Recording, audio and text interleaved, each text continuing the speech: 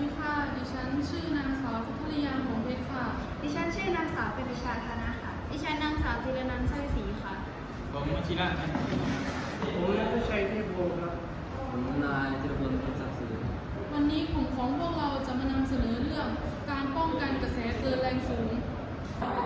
เครื่องป้องกันกระแสเกินแรงสูง เป็นอุปกรณ์ที่ออกแบบมาเพื่อป้องกัน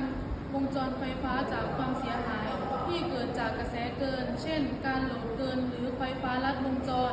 อุปกรณ์นี้อาจจะเป็นฟิวหรือเซอร์กิตเบรกเกอร์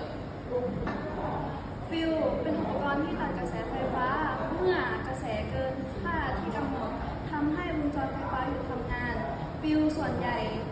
จะละลายหรือขาดเมื่อเกิดกระแสเกินค่ะ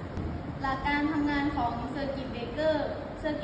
เป็นอุปกรณ์ตัดไฟฟ้าโดยอัตโนมัติ เมื่อตรวจสอบพบกระแสไฟฟ้าเกินหรือไฟฟ้าลัดวงจรเซอร์กิตเบรกเกอร์สามารถรีเซ็ตได้หลังจากการตัดกระแสไฟฟ้า ประเภทของเครื่องป้องกันกระแสเกินฟิวมีหลากหลายประเภท เช่นฟิวเส้นฟิวปลั๊กและฟิวคาร์จิกเซอร์กิตเบรกเกอร์มีหลากหลายชนิด เช่น